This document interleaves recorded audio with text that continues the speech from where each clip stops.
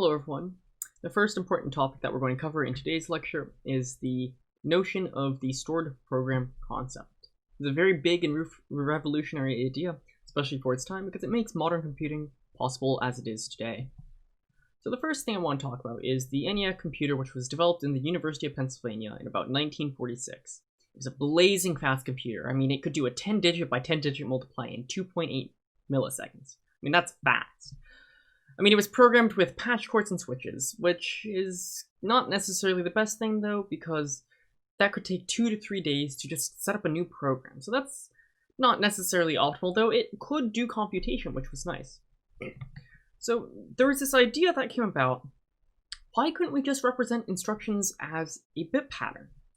I mean, then if we represent instructions as a pattern of bits, it is just like data, which means we could just store an entire program into memory.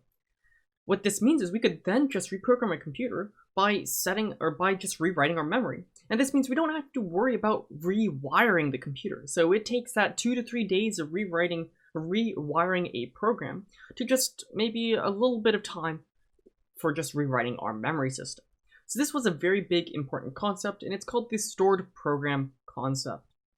It was known as, these type of computers are known as von Neumann computers, after a widely distributed tech report on the EDVAC project. And this is really the reason why modern computing is possible as it is today. That big idea that instructions are the same thing as data, so why can't we just represent them both, or why can't we just represent instructions as bits? So everything now has memory addresses. Since instructions and data are both just in memory, we can have addresses to point to either of them. C pointers are just memory addresses that point to data, so we can also have a program counter, or the PC, which is the internal counter essentially of where our program is currently running. Essentially, it's really just a pointer to a memory, or it's a memory address which is just a pointer to somewhere in the code for where we're actually currently executing. But you might be wondering, how do we really determine what is an instruction versus what is just a number? I mean, programs can be stored in memory just as numbers, right? So how do we know the difference? Well, this brings us back to the very important concept at the beginning of this class that we talked about, which is bits are bits. Once again, it just depends on how you interpret it. So, is a number code, or is it just a value? It all depends on what you interpret it as, so it's your job to actually keep that interpretation in mind. But we do still need a method for actually interpreting these numbers as instructions. That's what we'll actually cover in today's lecture. Another important thing to understand is binary compatibility. Programs are normally distributed in binary form, which means that they're typically bound to a specific instruction set. This is great and all because that means that it's very easy to distribute it. The person doesn't need to worry about compiling or spending that kind of time. They can just run it and it works. But the thing is we start to make new machines that were in the same family as those old machines. But the thing is they had new instruction sets, but we still wanted to run the old programs on them. So this led to binary compatibility, where we'd add backwards compatible instructions to these newer systems so that we could run these old programs in addition to programs that use these new instructions that we've just added. So this led to the trend that you can say was actually a good and a bad trend in a way. That was the backwards compatible instructions set. So this starts to grow over time, and that can be detrimental because that means you have a lot more instructions. Specifically, x86 is one of the architectures that kind of fell victim to this. I say it fell victim just because it started to make the CPU even more and more complex, that it technically could slow it down over time. So you might be wondering, what does the translation of our assembly instructions into our number, essentially? How do we actually represent these as binary? In this case, the assembler of our computer will actually translate the assembly instructions into machine code. Though we'll get into this a little bit more in the next lecture. So, if we're just treating instructions as numbers, that means that in RISC-V, if we have a 32-bit machine, or 1 word, or 4 bytes, that means that an instruction is just 32 bits.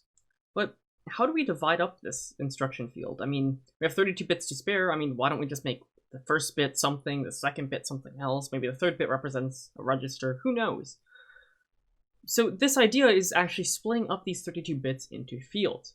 And the thing is we want these fields to be regular sizes. And we want them to be in set locations. For example, we want the destination register to always be certain bits, and this just makes hardware so much simpler. This is because hardware can start interpreting different instructions the exact same way for different parts of the instruction, because like the destination register, that's used by many instructions, so why not use that field for something useful? Though we do need some variations of these instructions, as they don't all do the same thing. For example, we have some immediate instructions which will load in an immediate value, as opposed to like R-type instructions that just use registers to do some operations. So in RISC-V, in actually the basic RISC-V, we've defined 6 types of instruction formats. So we have R format, which is the format for registers. We have I format, which is 2 registers and immediate. S format, which is 2 registers and address. U format, which is a big immediate / address. We also have SB, which are branch instructions. We also have U format, which are instructions with upper immediates, such as load upper immediate and add upper immediate to PC. These instructions really just take a 20-bit immediate and load it to the upper half of a 32-bit register. Add upper immediate to PC will do the same thing, except for we'll also add the upper immediate to the PC value and put it into the register. And then finally we have the UJ format, which are the jump instructions. Specifically, it is just JAL.